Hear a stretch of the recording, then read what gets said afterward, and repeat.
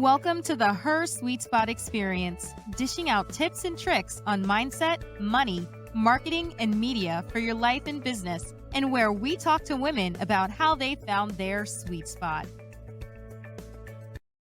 Welcome to the Her Sweet Spot Experience, where I bring you amazing guests and content in mindset, money, marketing, and media. Hey, SuiteMates, I'm your host, Marsha Guerriere, and this month, it's all about the hot topic. It's the end of the year. We are winding down. We're giving our guests a break. So you're going to hear from me all throughout the whole month of December. I'm excited to bring you my hot topics and the top things that I think you need to know as you prepare to get yourself ready for a new year. The new year means so many things. It's a mark of new beginnings, putting away old things, and like ushering in the new, right? Next year, we are hoping to turn the tides over to so many changes that have been happening over the last 22 months. And so I want to talk to you guys about becoming an entrepreneur later in life. If you are a woman and you're out there and you feel like, oh, I missed my mark, I missed my chance, I'm just going to give you a little bit of hope and inspiration today to let you know it is never too late. Let's get into it. So entrepreneurship has no age limit. You can start a successful business at any stage in life, right? I've been dipping and dabbing in various side hustles since I was a teenager. I've tried things like hairstyling. Did I want to become a hairstylist and run my own salon?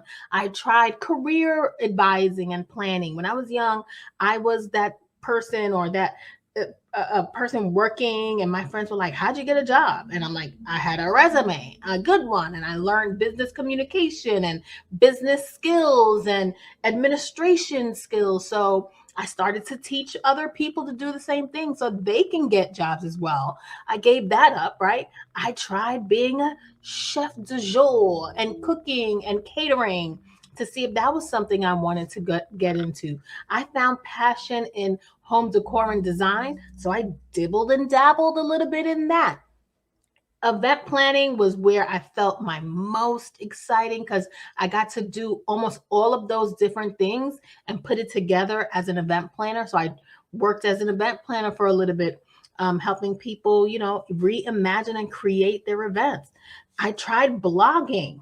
Didn't really land, but I tried it and I had fun with it at a time. So you name it, I tried it all until I got to a place where, you know what, I wanted to focus on work and just really put aside my side hustles because I was just finding myself everywhere.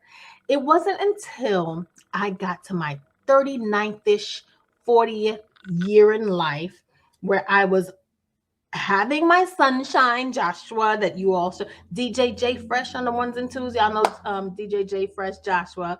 When he was born is when I really, really took an interest into entrepreneurship as a true way to build that generational wealth and to build a foundation to creating that financial freedom that I needed in order to raise him the way I wanted him to be raised and to give him things that from a new perspective. I'm first generation American here. And, I know all you first gens, we grew up with different circumstances, especially Black women first gens. It's so, sometimes you get certain, our parents do the best they can with us, and not to take anything away from that. And they come here and they want the better life for us. And that in itself is the best part of what they've done for us. And sometimes, we are here as first gen figuring it out because our parents, not originally from here, didn't know all that they could put us into and provide for us while being here in America. And so as a first gen, you really are sometimes, trying to learn the landscape of the American life as you go. So it wasn't until I was about 39, 40, my sunshine is here. And, always dipping and dabbing into entrepreneurship, did I start really going through a lot of things. I've worked with startups. I've had a passion to work and support startups. And then my friends and I started to talk about our experiences in our career and how we were kind of left out in the wage and promotion getting. And so we wanted to find ways to fill our wage and promotion gap through entrepreneurship. And while many found different crafts, I found my best craft was helping and supporting them find the resources, do the analysis on and the strategic planning and thinking that was necessary to build a business. Some of which is how I built my career over 25 years in the financial services and financial technology industry. So I really thought, what a great time to use my skills. And I got serious, y'all. Serious to the point where I'm sitting here going, why did I wait till my 40s to get serious about entrepreneurship? I'm working now twice as hard, single mother here. And I waited till now. When I look back and I'm like, girl, you had all the free time in the world. You shouldn't have been at the club. You shouldn't have been partying. You could have been building your empire from years ago. But I digress. It is what it is. And today is the day I have decided to take my entrepreneurship skills and build the business that is going to help me build that generational wealth and financial freedom that I can teach my son to build for the generations that precede me, right? So it is not, the more I started to look into it, I found that starting a business and becoming an entrepreneur later in life is actually pretty common. I wasn't alone. I wasn't by myself. I was certainly surrounded by my friends that I was speaking to, and they were in the same age range as I, that were experiencing the same thing. In fact, in the article that I found in businessinsider.com, the average age of business founders hovers around 40, according to research conducted by MIT professor Pierre Azoulay, who analyzed 2.7 million people who founded companies between 2007 and 2014. He found that a founder at age 50 is approximately twice as likely to experience a successful exit, meaning they get acquired or go public, compared to a founder at the age of 40. So this research was very extensive, and it was various business types. I'm gonna give you guys 4 examples of people, women who started later in life and became super successful. Robin Chase co-founded. The first woman is Robin Chase. She co-founded Zipcar. Y'all heard of Zipcar at age 42 in 2000, and that was not long ago. I mean, you can Google people who started businesses later in life, and you're going to find a vast list out there, and they're all older white men and in the 60s, 50s, whatever, and 70s. And it's like, okay, old timers. But I wanted to give you some more recent examples of women. And so Robin started Zipcar, co-founded Zipcar in 2000. She left the company in 2011 and continues to build and advise startups, as well as serve as a member of the World Economic Forum. The second person, you guys have probably heard this before, Vera Wang, who is the fashion bridal icon, bridal dress maker and designer. She was a figure skater and a journalist before entering the fashion industry at age 40. Today, she's one of the world's premier women designers, and she has built her empire to go just beyond this wedding dresses, where she really started from, and is really immersed into the fashion industry with more than just designer wedding dresses. Arianna Huffington founded her namesake news publication, The Huffington Post, at age 55. Hello, 55. While she worked as a political commentator and writer for her earlier career. She was side hustling, y'all. Just like I tell you, we are filling our wage and promotion gap, making ourselves, creating those seats at the tables for ourselves, right? This is not something new. This just didn't come up in the last couple of years as we start to hashtag evolve ourselves and get stronger as a community of women. This has been happening, right? The success of her digital media publication made her a household name. HuffPost later sold to AOL, yes, AOL, for $315 million. You see that blog that I told you I was trying to do many years ago?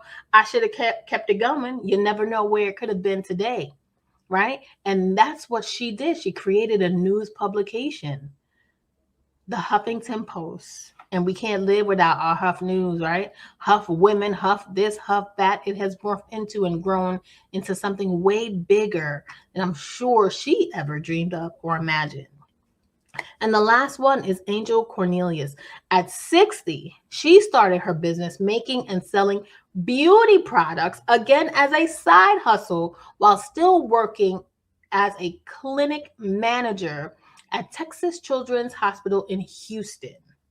For about 2.5 years, she worked all day, came home to work out, and then eat dinner, and then she'd go straight to the kitchen to making those beauty products until around 2 a.m. And that was at 60, right? She retired at the end of 2017 and focused solely on the business. So she did her side hustle just till recently, 2017, then focused solely on her business. And y'all might have heard of it. It's called Maison 276. It's a beauty line that I've heard of, and she's been featured in O Magazine and Essence.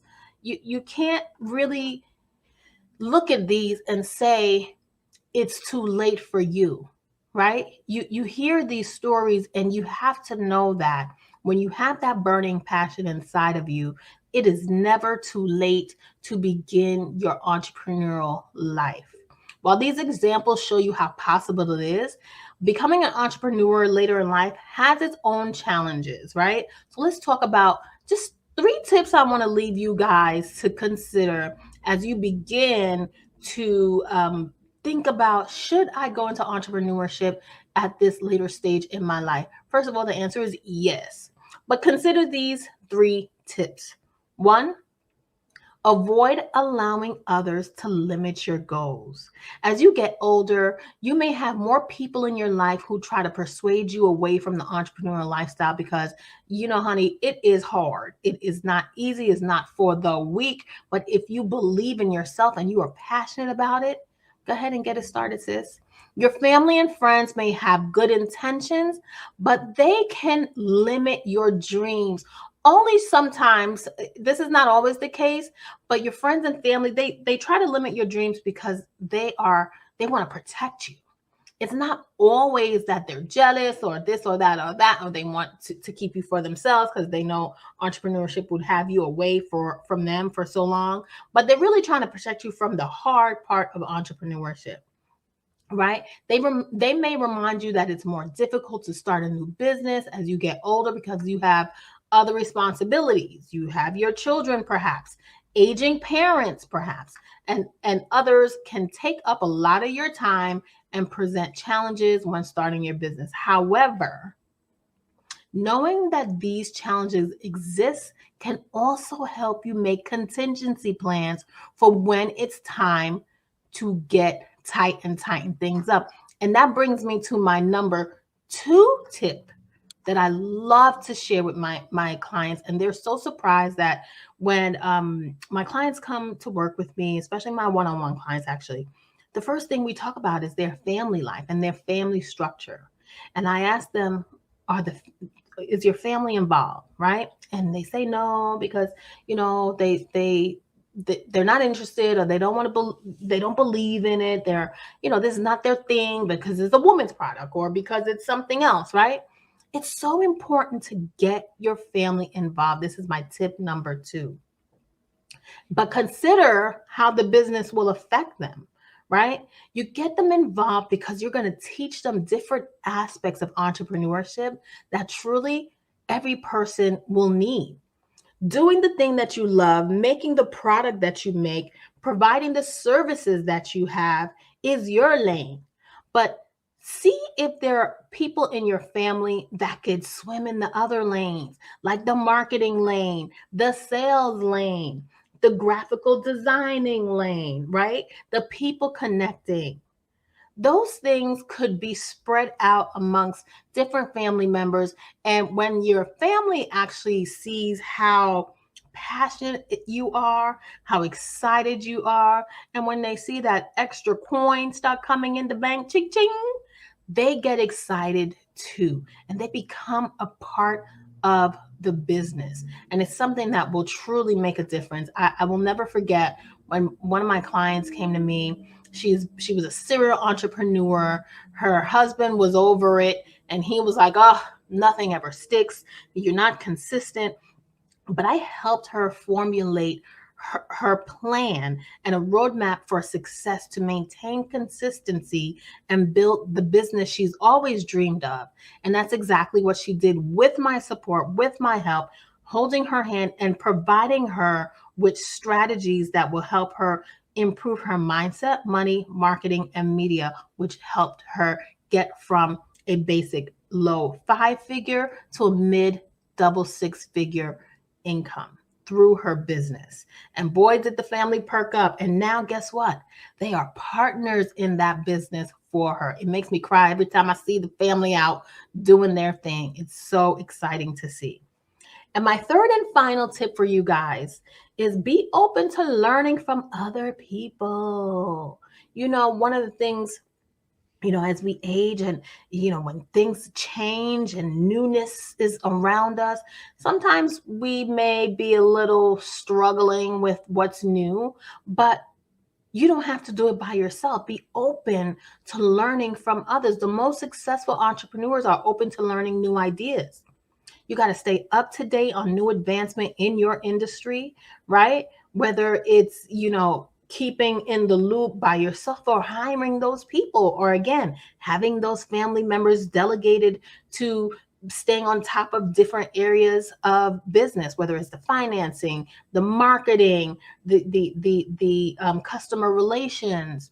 It's okay to have other people. And it's so important as you begin to grow and scale that you consider who you're hiring and bringing in as contractors or part-time employees, other side hustlers as well, building partnerships, right?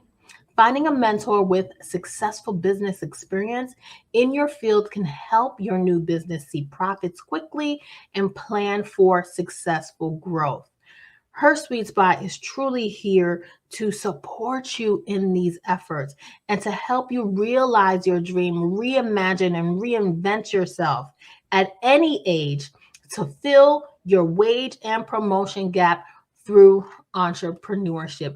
Guys, this is something that I'm super passionate about. I know you guys understand the power that entrepreneurship can bring to you. If you are ready and serious to take your business to the next level or just starting out and need support, join our Sweet Masters or Sweet Mavericks program. You get support from your other SuiteMates inside Her Sweet Spot. You get support from our Her Sweet Spot coaches. No matter what stage in entrepreneurship you are at, there is a place here for you inside Her Sweet Spot. Thank you guys for tuning in this week for another week of Hot Topics with me, Marsha Guerriere. And that was my tips on becoming an entrepreneur later in life. Go to hersweetspot.com and click on memberships to join and learn all about our exciting memberships for the new year. We're excited to see you. Thank you. And I love you guys for listening. You know how I end each broadcast. Until next time, when we empower each other, we all rise. Bye-bye for now. Thanks for joining us this week on the Her Sweet Spot Experience. Make sure to visit our website, www.hersweetspot.com. That's her, SUITE, spot.com, where you can become a member of our growing community and get great content for your life and business. Don't forget to subscribe to our podcast. We are your strategic partners to grow your business.